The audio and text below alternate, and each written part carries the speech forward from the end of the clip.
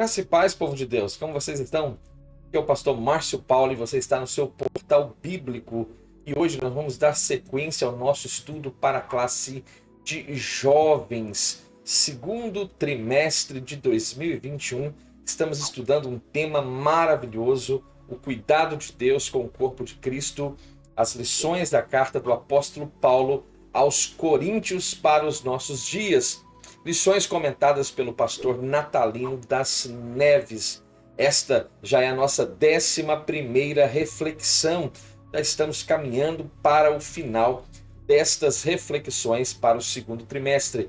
Quero deixar aqui o card com todas as lições já aqui ministradas, bem organizadas em uma playlist para você apenas apertar o play e ser abençoado, edificado por Deus. Esta lição será ministrada no próximo dia 18 de junho de 2021, dia muito especial, onde é também comemorado o Dia do Pastor. Então, minhas felicitações a todos os pastores e em especial aqueles que lidam no ensino da palavra de Deus. Eu gostaria de fazer uma oração e após esta oração iremos fazer todas as leituras relacionadas ao nosso assunto proposto para agora. Então aperte o cinto e venha comigo neste momento de oração, então iremos fazer todas as nossas leituras. Senhor, a Ti clamamos e suplicamos pela pessoa bendita do Teu Espírito. Visite-nos agora, por misericórdia, e fala ao nosso coração através desta tão preciosa lição proposta para este momento. Assim nós oramos e o fazemos no nome santo de Jesus. Amém. Você está aqui pela primeira vez? Seja muito bem-vindo, muito obrigado pela sua audiência. Não saia sem antes se inscrever aqui neste portal, deixar o seu like, o seu comentário e também ativar o sino das notificações. Você que já faz parte de cada um dos inscritos deste portal bíblico, meu muito obrigado, que o Senhor possa continuar abençoando a sua vida e você tem total liberdade para continuar a disseminar esta semente boa, esta semente do bem nas suas mídias sociais, nas suas mídias eclesiásticas e, como eu sempre digo, abençoando quem você ama através de uma reflexão bíblica. Quero deixar aqui o card também com o nosso amigo pastor Marcelo para você se inscrever lá na web rádio Abba Pai. Você também vai ser ministrado por louvores e também boas reflexões. Vamos então fazer todas as nossas leituras propostas para agora. O texto do dia nos diz: mas se não podem conter-se, casem-se, porque é melhor casar do que abrasar-se. Primeira epístola de Paulo aos Coríntios, capítulo 7, versículo 9. E o nosso tema de hoje é Paulo responde questões a respeito do casamento. A nossa síntese proposta para esta lição: o casamento deve ser no Senhor, bem planejado e realizado de forma segura para amenizar as dificuldades de uma vida a dois. E o nosso texto bíblico está em 1 Coríntios, capítulo 7, versículos 1 ao 14. E eu peço que você dê uma pause no vídeo agora e faça toda a leitura, porque ela é importante e irá fundamentar a nossa reflexão a partir deste momento. Esta reflexão possui 3 objetivos muito importantes que devem ser alcançados ao longo dessa reflexão. O primeiro deles, conscientizar de que o casamento é algo muito bom. O segundo, mostrar a indissolubilidade do casamento. E o terceiro, saber que o casamento não deve ser usado como uma fuga. Esta lição é extremamente importante para você jovem, para você que está talvez já planejando, sonhando com um matrimônio. Esta lição pode lhe abrir muito a sua expectativa em relação ao matrimônio. Então, nesta lição, nós estudaremos justamente as respostas do apóstolo Paulo acerca do casamento. Os irmãos de Corinto tinham muitas dúvidas quanto a este assunto importante chamado matrimônio. Então, Paulo vai instruir aqueles irmãos acerca deste importante assunto, mostrando que o casamento deve ser no Senhor e que ele é uma bênção, é uma dádiva divina.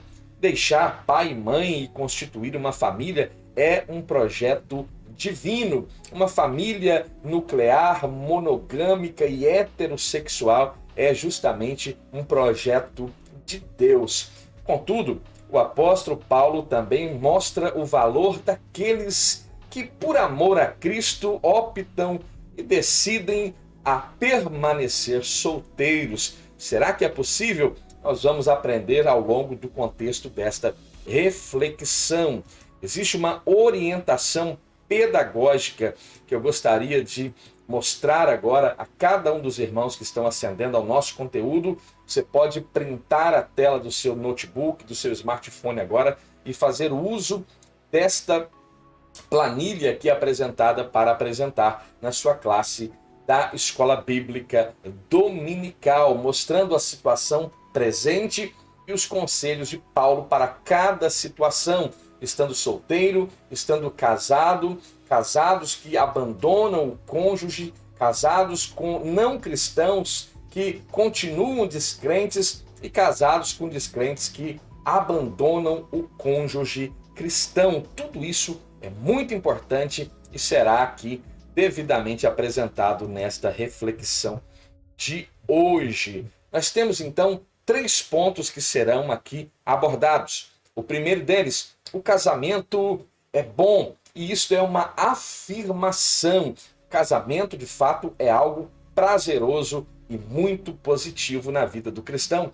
O segundo ponto fala sobre a indissolubilidade do casamento. E o terceiro ponto, sobre o casamento, não deve ser usado como um meio de fuga.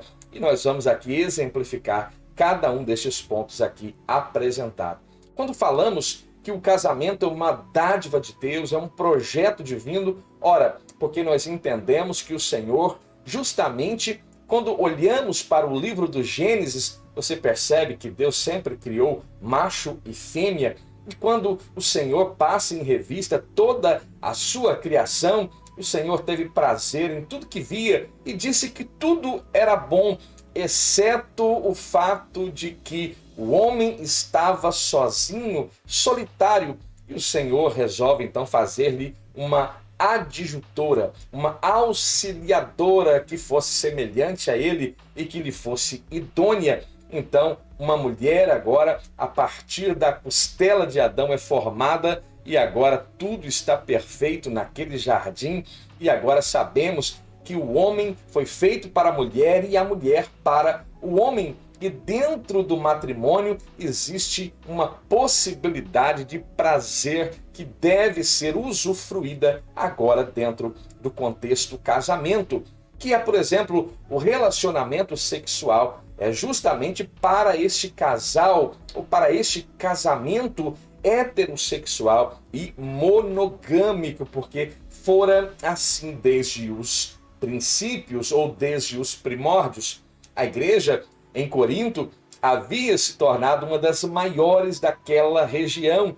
E os padrões morais destes novos convertidos eram bem diferentes do estilo de vida daquela população inserida dentro daquela mega cidade, uma cidade cosmopolita, uma cidade que possuía provavelmente mais de 500 mil habitantes. E sabemos que um dos templos erigidos naquela cidade, dedicada à deusa do amor, chamada Afrodite, sabemos que haviam ali prostitutos e prostitutas cultuais. Então aqui denota-se o padrão moral existente naquela cidade.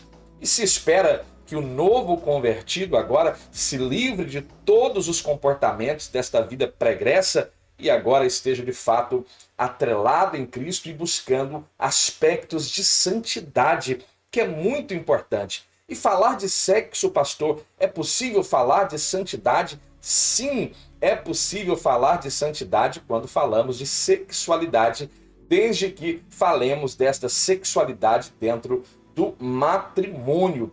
Por isso, algumas dúvidas surgirão na mente daqueles novos convertidos em Corinto, e justamente essas dúvidas estavam relacionadas ao casamento. E é justamente que eles precisavam de alguém inspirado pelo Espírito Santo. E aqui está o apóstolo Paulo em cena, instruindo e discorrendo aos irmãos coríntios a respeito deste assunto tão importante. Naquele tempo, estas dúvidas então sendo surgidas e alguns ensinamentos com alguns viés gnósticos, por exemplo, que consideravam o corpo mau e o espírito apenas era bom. Tal pensamento provocava pelo menos dois comportamentos distintos na mente daqueles irmãos. O primeiro, fazer o que bem entender com o corpo, com a matéria, uma vez que a crença era de que o espírito então não seria afetado. O segundo ponto, o desejo de mortificar esses desejos do corpo, uma vez que a crença era de que o corpo era esta matéria má, que não presta definitivamente para nada.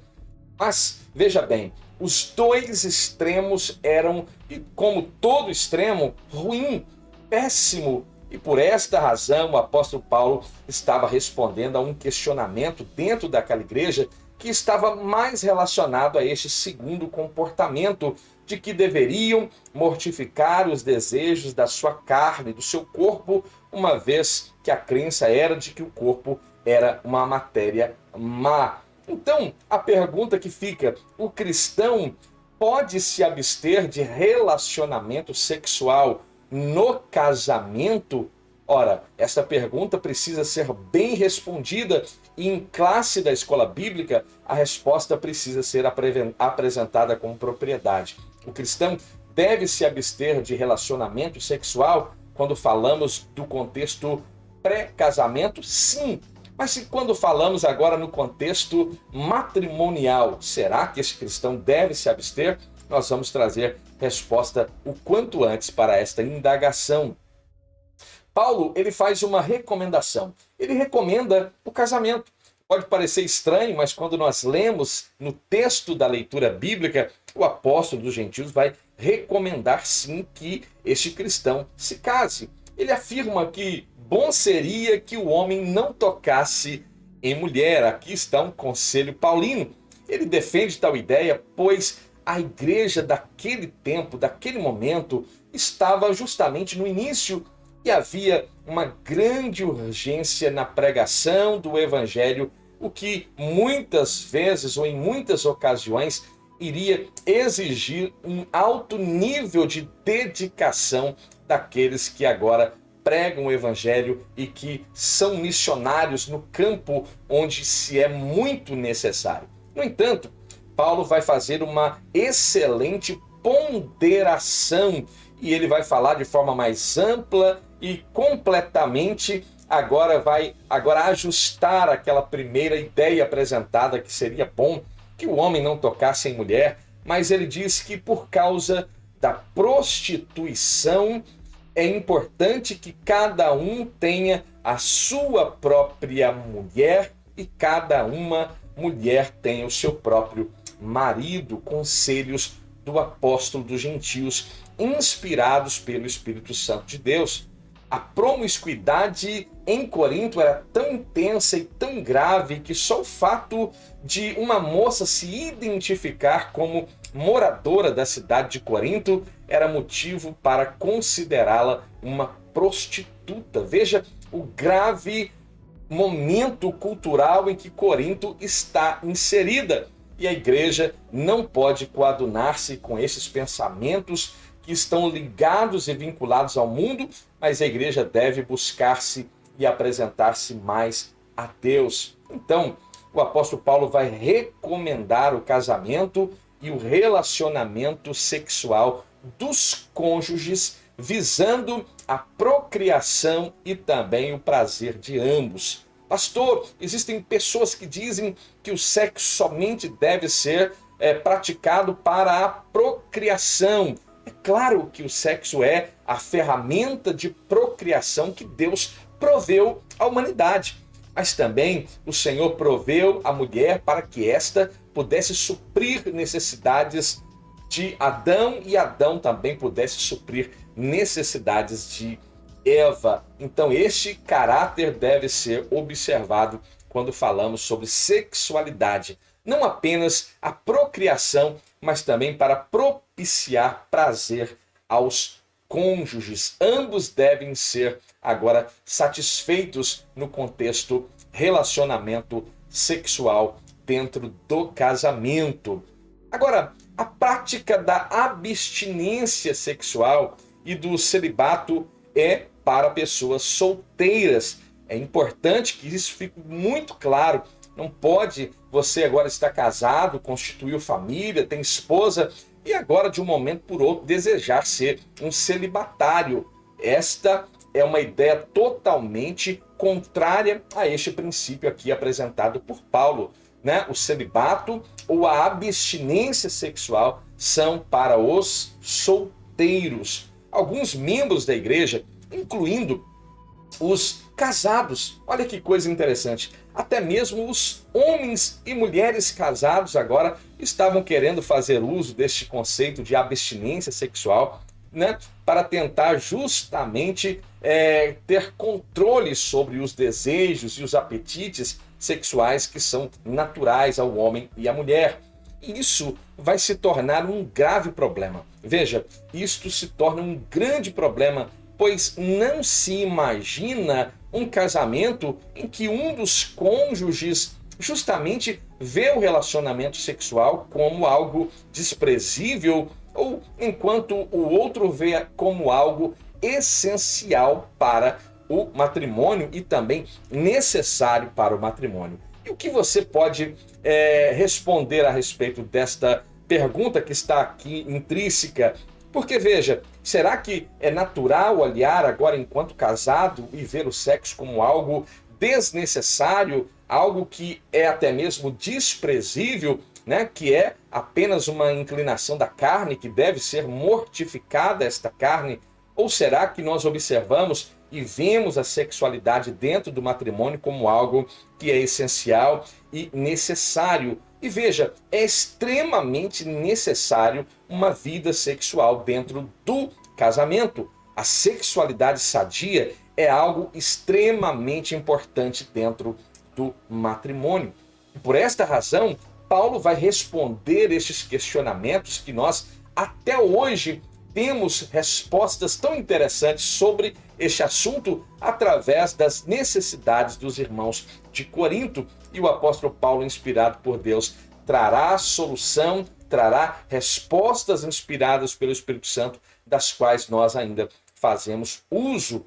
Então, esses questionamentos, afirmando que tanto o casamento como o celibato era, por exemplo, opções legítimas como o dom divino, veja, é necessário que se faça uma separação deste assunto. O aspecto celibatário para pessoas solteiras e o sexo totalmente saudável e sadio dentro do matrimônio. Então veja, o celibato deve ser visto como algo extremamente importante e, por que não dizer, como um dom divino, né? Mas para aqueles que querem permanecer solteiros e viúvos, a decisão deveria ser consciente e ter justamente por base a paz e a obediência a Deus. E veja, não adianta viver uma vida lasciva interiormente e secretamente, sendo que esta decisão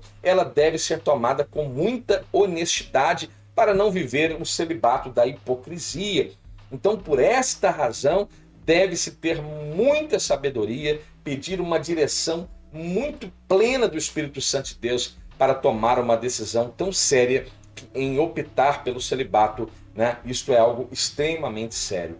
Quanto aos casados, o apóstolo Paulo adverte contra os sacrifícios tolos que não agregam nada à vida espiritual, né? Se baseados em crenças humanas e contrárias ao evangelho.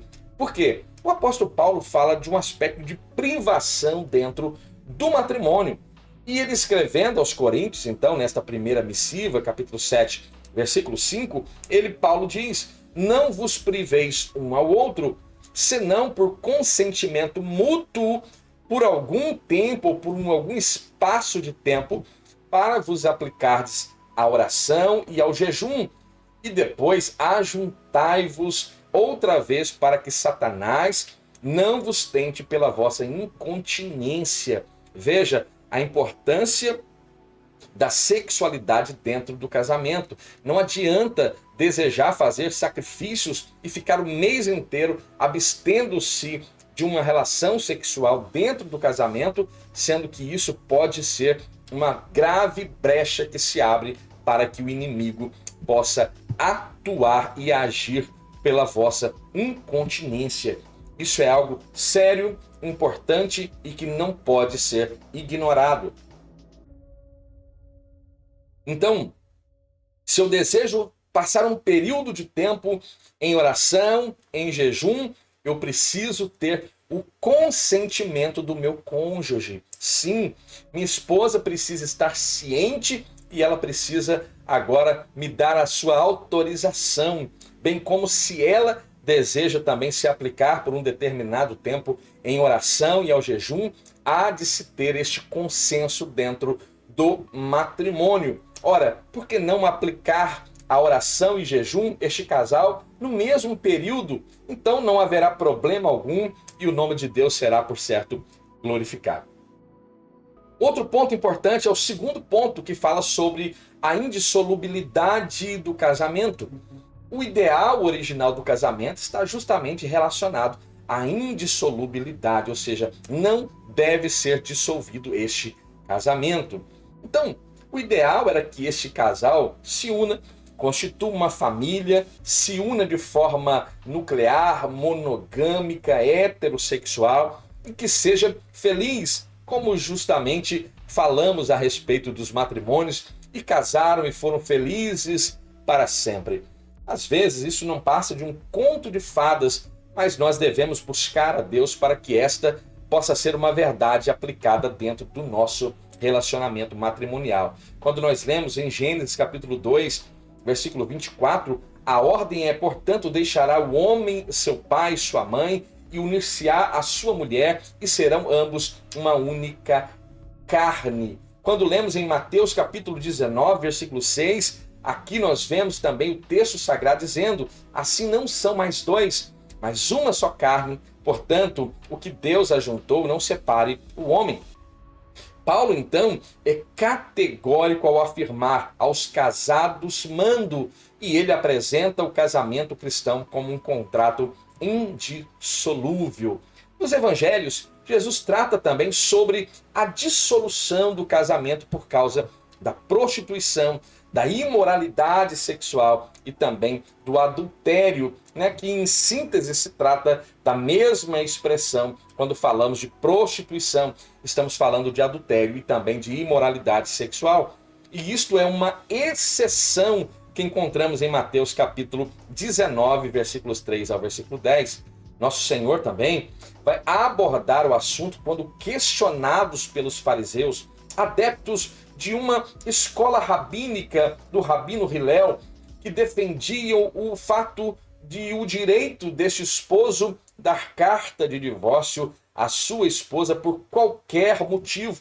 Imagine, por exemplo, a sua esposa lá na cozinha assando o bolo e o bolo queimou. Ora, já é um motivo para que este marido dê carta de divórcio à sua esposa. Foi passar a camisa e queimou a roupa. Já é motivo. Não. Isso não é e jamais deve ser motivo para a dissolução de um matrimônio. Não pode ser por qualquer motivo. Ao ser questionado sobre esta liberalidade, Jesus vai afirmar que ela surgiu justamente devido à dureza do coração do homem. A verdade é que é muito interessante salientar isso, que esta carta de divórcio que surge lá no tempo de Moisés era algo extremamente legal e tinha justamente um meio, ou buscava justamente amparar a mulher que perdia todos os direitos, mantendo-se submissa a um marido, a um esposo que já há muito lhe havia repudiado. Então o divórcio é, na verdade, um meio de prover libertação, podemos assim dizer, a esta mulher que estava vivendo de uma forma terrível e repudiada pelo seu esposo, ficando vinculada a este homem mau por toda a sua vida. Então, é justamente uma forma de proteger esta mulher, porque ela estava sendo repudiada pelo seu marido. Então, em algumas ocasiões, é interessante notar que Deus aborrece o repúdio. Em algumas situações, a carta de divórcio ela é necessária justamente por causa da dureza do coração do homem. É a razão pela qual Jesus vai aqui apresentar esse discurso àqueles fariseus. Então veja, aquela mulher repudiada não poderia mais se casar e assim ficaria exposta à marginalidade, viveria à margem da sociedade, à miséria, entregue até mesmo e se sujeitando até mesmo a uma vida de prostituição. E é importante falarmos isso porque há muito legalismo e moralismo quando o assunto é divórcio e às vezes ignoramos princípios básicos, triviais da dignidade humana que estão sendo ignorados por causa de moralismo e de legalismo. Nós não podemos ignorar esses conceitos básicos e triviais porque somos cristãos. É importante aqui deixar isso pontuado. O casamento com descrente antes da conversão. A exceção que Paulo também apresenta para o divórcio aqui é no caso em que, por exemplo, ambos eram solteiros, namoraram, casaram, viviam uma vida de qualquer maneira e de repente há uma conversão. Alguém aceita Cristo, agora professa a mesma fé que nós professamos e ela possui um esposo ou uma esposa que é descrente, que não professa a mesma fé que agora esta pessoa opta em professar. Então veja, o que não era comum, veja, naquele tempo não era algo comum entre os judeus e os costumes grego e romanos, onde se supunha, por exemplo, que a família tivesse uma religião única. Então, mesmo na exceção, existia regra a ser seguida. Ou seja, não é de qualquer maneira, não é de qualquer jeito, porque o assunto é sério, e isso só seria possível somente se este casal não conseguisse viver pacificamente naquela condição de alguém professando a fé em Cristo e o cônjuge que não professa a fé em Cristo agora fizesse objeção tal que não houvesse mais condições de manter este matrimônio de forma indissolúvel. Então aqui há uma liberdade para o divórcio. Então veja, isso é extremamente importante, porque parece-me que alguns interpretam o texto de uma forma muito aberta e abrindo margem para qualquer tipo de comportamento. Por exemplo, eu vou me separar porque agora me entreguei a Cristo e meu marido ou a minha esposa não. Então, já é um motivo para que eu me divorcie. Não. Se o seu esposo consente em viver com você, professando a sua fé, se este relacionamento mantém-se pacífico, você deve permanecer casado. Se a sua esposa agora também consente em você, está professando esta fé em Cristo e vocês vivem de forma pacífica, o conselho bíblico, a ordem bíblica é de que vocês permaneçam casados somente quando não há possibilidade de manter-se pleno e sadio este relacionamento por causa desta fé que você professa, é que o apóstolo Paulo, inspirado pelo Espírito Santo, agora nos abre esta possibilidade. Agora, no sentido inverso do judaísmo, que defendia a impureza, manchava todas as coisas ou as coisas puras, o apóstolo Paulo defende que o cônjuge cristão santifica o cônjuge não cristão. Todavia, ele aconselha o divórcio caso o descrente queira se separar. Então não há mais possibilidade. Há uma incompatibilidade não de gênero, não há uma incompatibilidade apenas de questões às vezes irrelevantes, mas há uma incompatibilidade no aspecto fé salvífico, porque um professa a fé em Cristo e o outro, aqui apresentado como descrente, opta em não ceder e torna-se este relacionamento inviável. Então a necessidade e o conselho de Paulo é que haja este divórcio. Mas veja, aqui existem intérpretes que dizem que este conselho é do próprio Paulo, né? Porque dentro do contexto bíblico ele fala, porque eu, Paulo, não o Senhor. Mas veja, e este conselho então não seria de Deus, logo não deve ser observado. E como fica o caráter inspiração da palavra de Deus? Você já se perguntou isso? Como fica o caráter de inspiração da palavra de Deus? Que os santos homens de Deus falaram inspirados pelo Espírito Santo de Deus. Ora, o conselho é bíblico. Se eu creio que o apóstolo Paulo falou inspirado pelo Espírito Santo, se eu creio que ele está, e nitidamente o texto está dentro do cânon sagrado, ora, é bíblico, logo é válido. Não tenha temor diante daqueles que, devido ao moralismo e legalismo, apontam este conselho meramente como paulino. Então isso é muito importante, porque esse assunto é melindroso, tem muito assunto, tem muita gente tecendo comentários a respeito deste assunto e criando teses e outros pensamentos, né? Tem muito legalista e muitos moralistas por aí que vivem, infelizmente, lamentavelmente, de aparências e vivem fazendo juízo de quem, por infelicidade, teve que se submeter a um divórcio. Será que Cristo se comportaria assim diante dessas pessoas que tiveram, por razões maiores do que talvez a sua vontade naquele momento, tiveram que submeter a um divórcio? Então isto deve ser observado com mansidão, com um olhar amoroso e um olhar cristão. Outro ponto, o divórcio não faz parte do plano original de Deus. Fato, verdade incontestável, é aquilo que nos é apresentado dentro do contexto Bíblia. Gênesis capítulo 2, versículo 24, este homem sai da casa do seu pai, junta-se à sua esposa, se tornam uma só carne, constituem a sua família nuclear monogâmica e vivem agora até que a morte os separem. É uma verdade incontestável. E os coríntios precisavam de instruções específicas a respeito do casamento e do divórcio, né? Pois estavam vivendo em uma sociedade, nós já falamos, a cidade de Corinto era justamente uma cidade que aquela sociedade estava justamente com os padrões morais avariados e totalmente distantes das Sagradas Escrituras.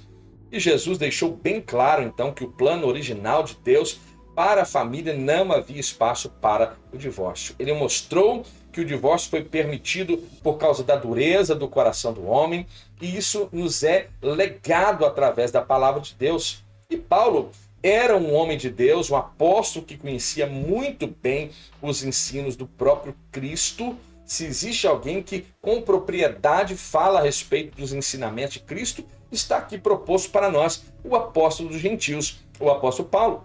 Por isso, ele vai advertir aqueles irmãos, e esta advertência nos é válida até os dias de hoje, quanto à permanência no casamento, afirmando: estás ligado à mulher, não busque separar-te, estás livre de mulher, então não busque mulher. É o conselho do apóstolo dos gentios. Para você que está aí pensando se deve ou não fazer um voto de abstinência e celibato, ou se você deve juntar-se a este time de casados, e eu, se posso emitir aqui um conselho pessoal, sugiro que você junte-se ao time de casados, porque depois de casado nós temos uma qualidade de vida com Deus superior àquela quando estamos solteiros, né? É uma forma como eu vejo o assunto.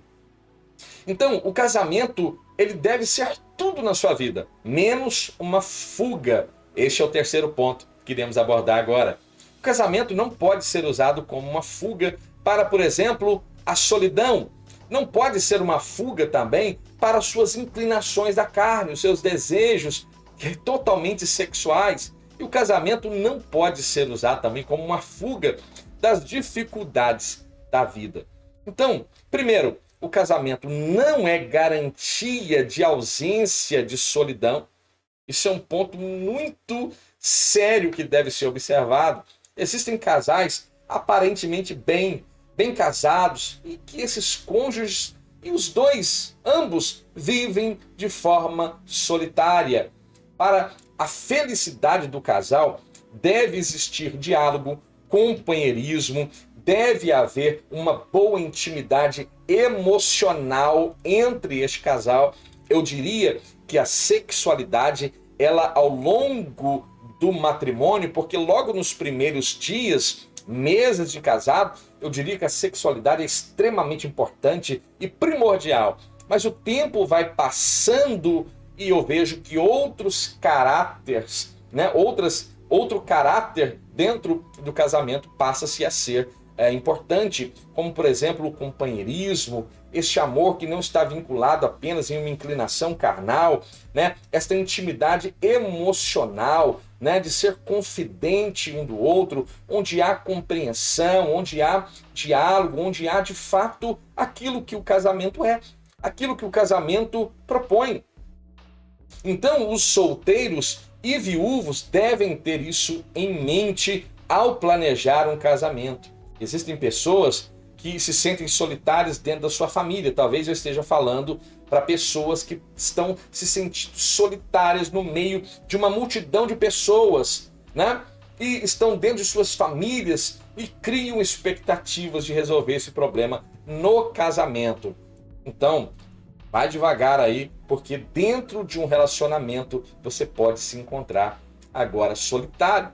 Por isso, durante o namoro e durante o noivado, o cristão deve ter certeza de que a outra pessoa é capaz de ampará-lo em todos os momentos em que ele precisar. O namoro cristão não é uma prova da sexualidade do casal, como muitos dizem por aí. O casal precisa dar uma treinada antes para ver se a vida sexual vai valer a pena após o casamento. Isso é conversa mole do mundo e ideia do diabo. Não caia nessa lorota, em nome de Jesus, né? Porque o namoro cristão não é uma prova ou um teste de sexualidade do casal, né? Que deve, inclusive, diga-se de passagem, ser apenas após o casamento. Mas este namoro, este noivado, deve ser uma avaliação moral, psicológica e, acima de tudo, emocional, para entender o que estará ou quem estará conosco nos tempos de crise. E acredite, os tempos de crises virão ao longo da sua vida matrimonial. Este casamento também não pode ser uma fuga para a tentação sexual. Eu tenho inclinações da minha carne, tenho desejos da minha carne, eu preciso agora, porque como cristão não posso pecar, não posso cair na fornicação, então logo devo me casar imediatamente. Não!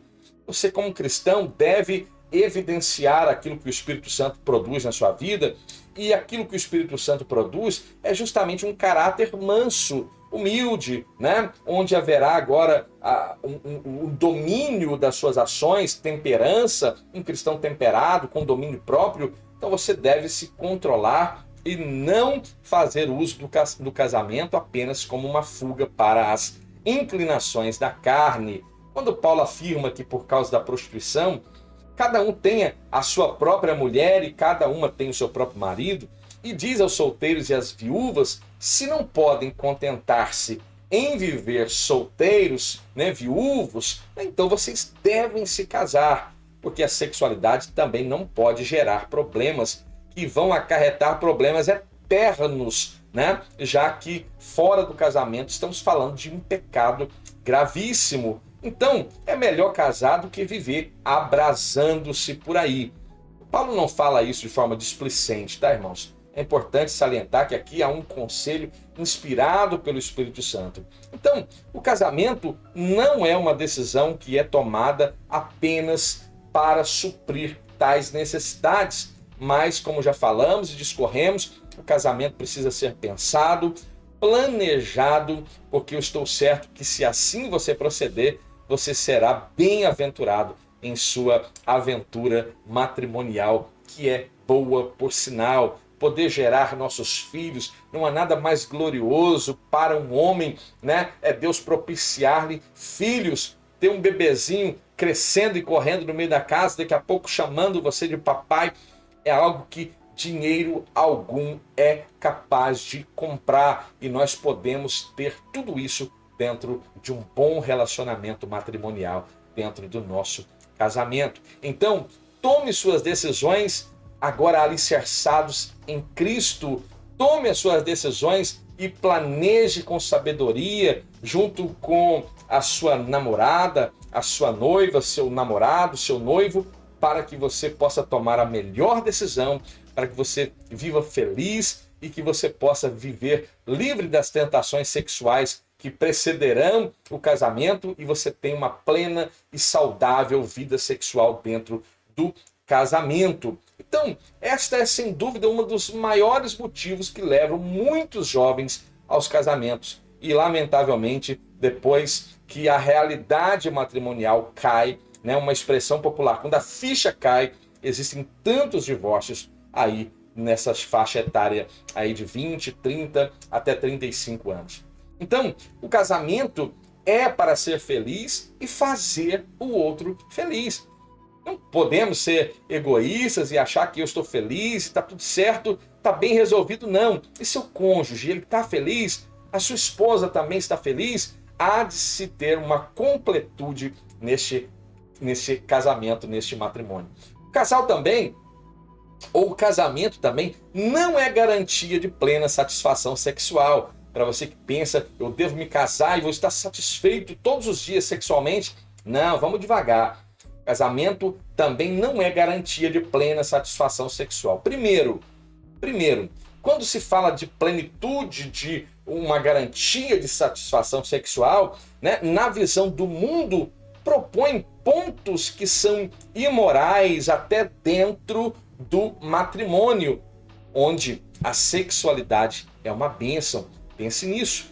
Por isso, a recomendação do apóstolo Paulo em 1 Coríntios 3, 1 Coríntios capítulo 7, versículos 3 ao 5, que a mulher deve pagar a devida benevolência ao seu esposo, e também o esposo à sua esposa. A mulher não tem poder sobre o seu próprio corpo, mas tem o seu marido. E também da mesma maneira o marido não tem poder sobre o seu próprio corpo, mas é a sua esposa que tem, né? Não vos priveis uns aos outros, senão por consentimento mútuo, por pouco espaço de tempo, para aplicardes à oração e ao jejum, e depois ajuntai-vos novamente, para que Satanás não vos tente pela vossa incontinência. Conselho glorioso do apóstolo Paulo para você jovem que pretende logo se casar, e para você que acendeste conteúdo e que já é casado. O casamento não pode ser usado também como fuga das dificuldades. Quando eu li esse tópico, a impressão que eu tenho é de dar uma boa risada. Casamento como fuga de dificuldades da vida, isso é muito curioso, é muito curioso. A vida tem dificuldades, meu querido. A vida tem muitas dificuldades, angústias, sofrimentos, que vai variar de uma pessoa para outra, mas a verdade é que o próprio Cristo, em João capítulo 16, 33, ele diz: tenho-vos dito isto para que em mim tenhais paz, mas no mundo tereis aflições. Mas tem de bom ânimo, vai, eu venci o mundo. Esta palavra, este conselho de Cristo, deve ser observada quando falamos de matrimônio, né? O casamento, apenas em caráter informativo, vai ampliar as suas responsabilidades. E desde quando ampliar responsabilidades pode ser fuga de dificuldade, né? Porque quando falamos de responsabilidades, logo atrelamos e vinculamos a dificuldades que são propostas imediatamente quando assumimos responsabilidades. Então, o ato de casar-se como uma fuga de dificuldade, ora, eu creio que ninguém vai ter este pensamento, né? Mas fica a dica, e que o Senhor possa abençoar os nossos matrimônios, os nossos casamentos, em nome de Jesus. Esta lição, ela é muito importante porque fala com pessoas que sonham, projetam, estão na expectação de um bom casamento, e ela te instrui e eu estou certo que te instrui muito bem a respeito do assunto. Então, ficou evidente que o casamento é uma bênção e é abençoado por Deus. O celibato deve ser apenas optado por pessoas que têm este talento de permanecerem nesta condição sem ceder às inclinações naturais da carne, né? E que o princípio original do casamento é pela duração até a morte, que a morte separe os cônjuges. Todavia, devido à dureza do coração, todavia nós vamos entender que muitos não chegam até o final juntos. Por isso, o casamento não pode ser usado para fugir da solidão, fugir das tentações sexuais, para tentar fugir das dificuldades da vida. Não, ele deve ser bem planejado, deve ser feito segundo a vontade de Deus. E a vontade de Deus é boa, é perfeita, é agradável e nunca falha. Se você ficou até aqui, muito obrigado por você ter ficado comigo até aqui. Que o Senhor possa continuar a abençoar a sua vida. E eu rogo ao Senhor que o Senhor possa derramar bênção sem medida sobre a sua vida, sobre a sua casa. É o que humildemente eu peço a Ele. Senhor, eu rogo a Ti que derrame a Tua bênção sobre cada um dos Teus filhos neste momento. E que conceda a Tua bênção, a Tua paz sobre a Tua igreja, sobre o Teu povo, sobre esses jovens que estão na expectação de um matrimônio, de um casamento. Que o Senhor possa prover, ó Deus, o melhor para cada um deles. É o que eu te peço. E eu faço isso no nome santo de Jesus. Amém. Você ficou até aqui? Muito obrigado. Que Deus abençoe a sua vida. Fiquem bem, fiquem em paz. Até a próxima.